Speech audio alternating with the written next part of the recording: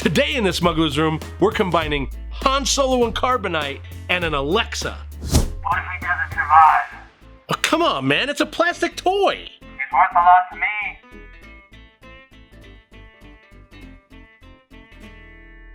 That's coming up.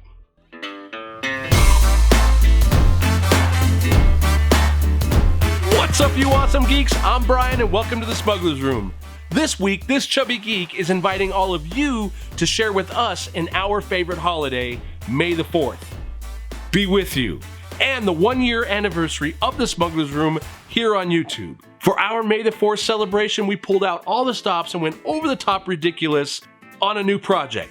So let's not waste any time talking about it and dive right into the build. Now, I've had a resin cast of Han Solo's face in Carbonite for years. I think at one point I thought I could sculpt the body and make a full-scale prop, but that simply never happened. But you don't simply get rid of a Han Solo and Carbonite face. You hold on to it until one day you decide that combining that with an Alexa could make one of the coolest juke boxes from here to Tatooine. So we went to the X-Carve to cut out several patterns. These are things I wanted a specific look, and the X-Carve was the perfect tool to achieve this. Of course, here we are using MDF, and in order to paint, we have to sand, sand, and more sand. I hate sand. It's coarse, and it gets everywhere.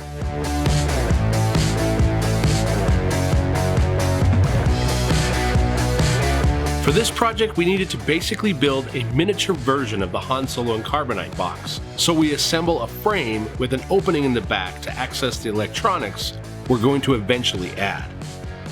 The actual prop has angled sides. They're much more subtle than what I'm doing here, but again, this isn't intended to be screen accurate. I mean, they carbon froze all of Han, not just his head.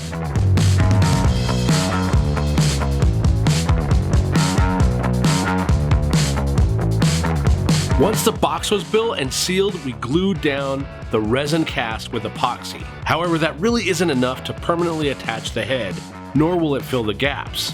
For that, we use spot putty. Now, I'll tell you right now, spot putty is a pretty expensive way to do this, but I had a huge tube on hand.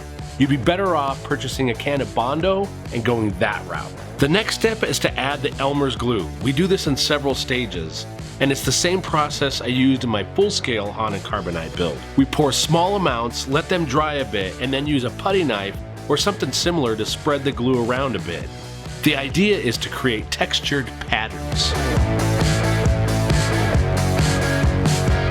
Then we move on to the base of the jukebox display, making room for the center oval pattern that will have a light behind later.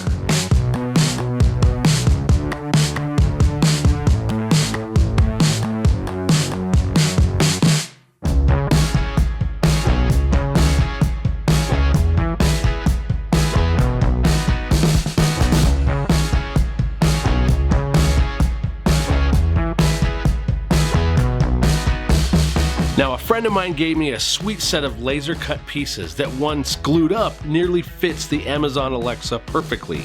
It just required a little encouragement with a big bandsaw and some sanding. For the speaker stands, I found some cut MDF pieces and set to work laying out the design and the mounting options.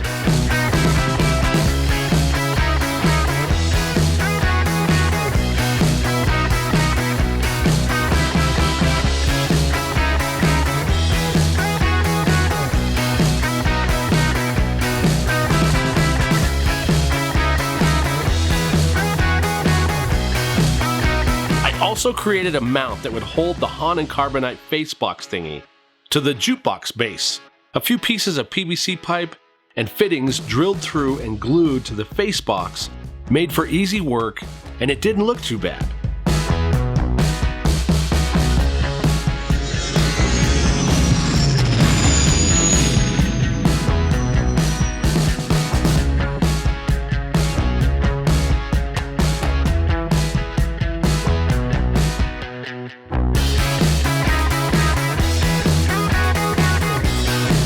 Applied a base layer of primer to the face frame and then used spot putty to fill in any gaps. I also added another layer of glue for the Carbonite look. Everything else received a good layer of primer followed by paint. Some airbrushed aluminum and others got Rust-Oleum hammered bronze and a mixture of flat black.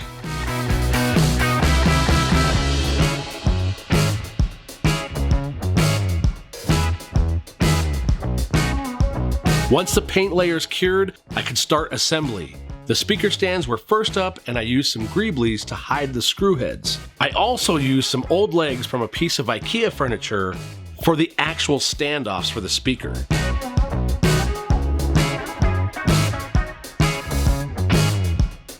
The Alexa dock was installed and tested.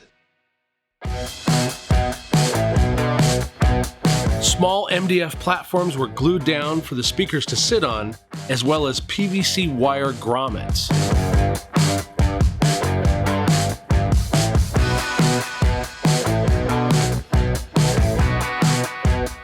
Now I wanted this project to have a control box because, well, I like control boxes.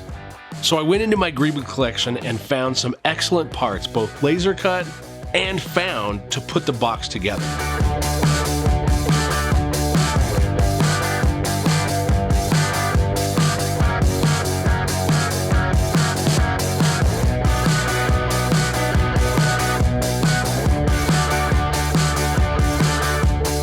Additionally, we added some electronics to bring the control box to life. Nothing complicated, just a few LEDs and a switch, but it works really well.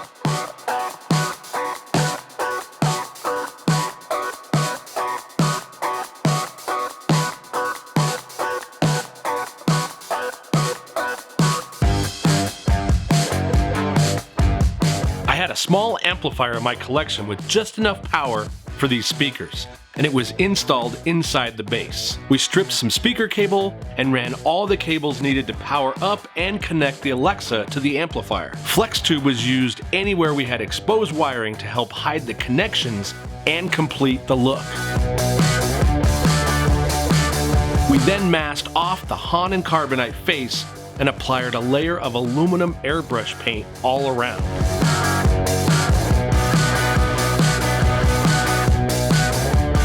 Now, the only real weathering I applied to this project was on the Carbonite surface. Just simple black acrylic paint, watered down and mostly wiped away.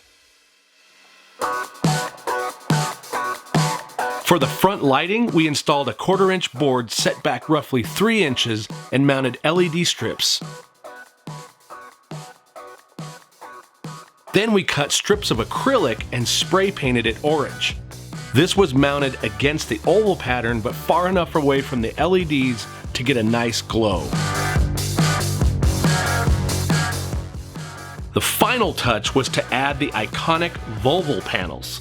Now, if you weren't aware, the original Han Solo and Carbonite film prop had dashboard panels mounted down both sides, and these were from a 1979 to 1981 era Volvo that was only sold in Europe, not available in the US. I also greeblied them all up, but absolutely not screen accurate. So all my replica friends, please don't put me in Carbonite. Alexa, who is the best Star Wars character? R2-D2. What? He's the real hero of that saga. Alexa, you're wrong. Thanks for the feedback.